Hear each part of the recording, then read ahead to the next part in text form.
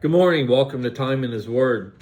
We've all heard that phrase, it's easier to tell the truth than a lie, because if you tell a lie, you have to try and remember what you said and who you said it to, and you end up getting caught in the lie that you told. I've been reading our Sunday school class because I've been getting to go a little more regular. They've been studying in Ecclesiastes in the Old Testament. And in Ecclesiastes 8, verse 12 says this: although a sinner does evil 100 times and may lengthen his life, still I know that it will be well for those who fear God, who fear him openly. And I was thinking that's kind of along the lines of that telling a lie thing, because I got to thinking about how Satan is constantly trying to manipulate us, and that we walk away from God instead of walking towards him.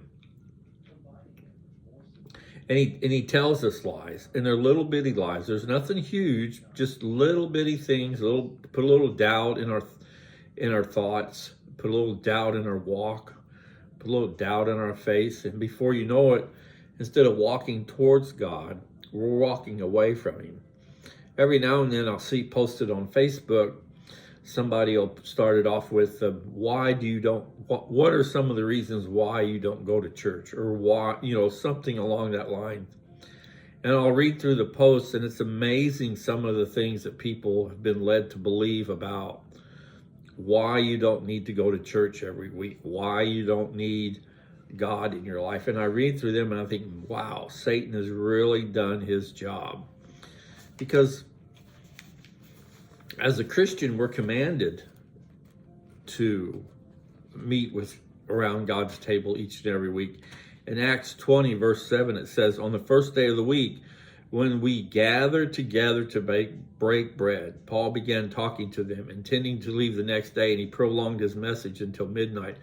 This is where Paul gets to preaching and just doesn't stop, and he stays and preaches forever. A couple weekends ago, I went to a conference on Saturday. It started at 9 o'clock.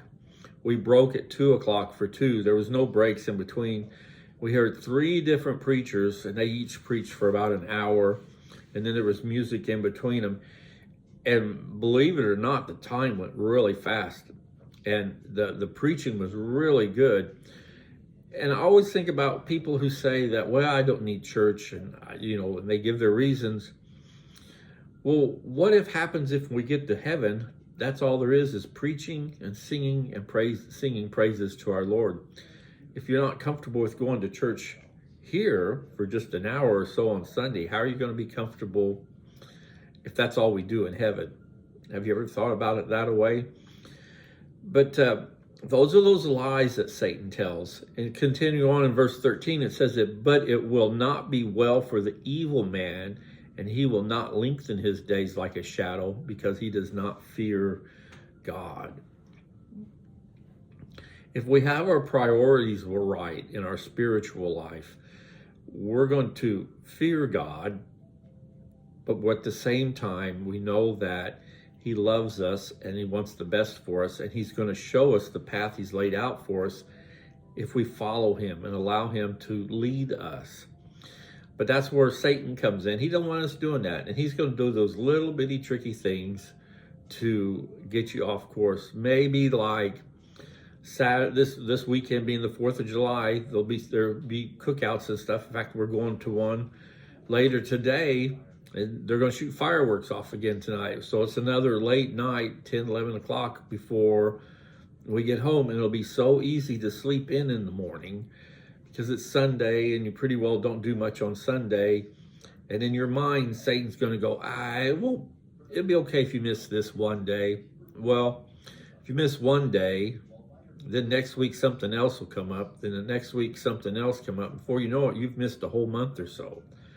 And that's them little bitty lies that Satan throws in there on our lives.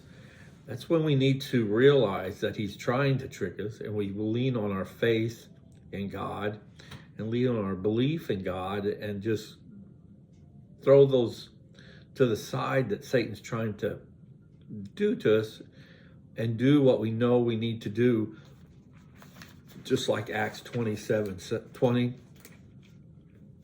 verse 7 says, on the first day of the week, when we gathered together to break bread.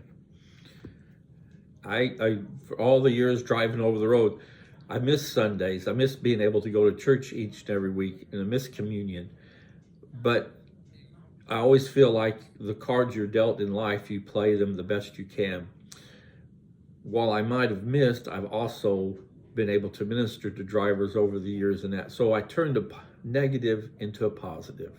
I didn't allow Satan to have control over me while it's a spiritual battle going on that we can't see.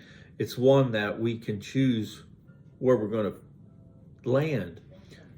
We'll still have times where he wins, and before you know it, we've gotten out of step with God. But it's at those times when you stop and realize and recognize that you've gotten off course a little bit, and you adjust and you get back on. It's when you don't adjust and get back on course, that's when Satan's winning. That's when we need to be careful. So if you're going to go to a cookout tonight and you stay out late, and in the morning when your alarm goes off that you set, and you're laying there thinking, it's Sunday, I made church last week, nobody's going to miss me, and you hit the snooze button and you roll over and go back to sleep, Satan won. It's that simple. When this alarm goes off, you lay there for a minute and you go, I gotta get up. And you get up and you get dressed, you get to moving around and head towards God's house. That's when you'll feel better that you didn't allow Satan to win. So think about that the next time Satan is tempting you and you realize that he's tempting you. What are you going to do? As verse 12 said, although a sinner does evil 100 times and may lengthen his life, still I know that it will be well for those who fear God, who fear him openly. I know the choice I've made in those situations. What's the choice you're going to make when your choice to make?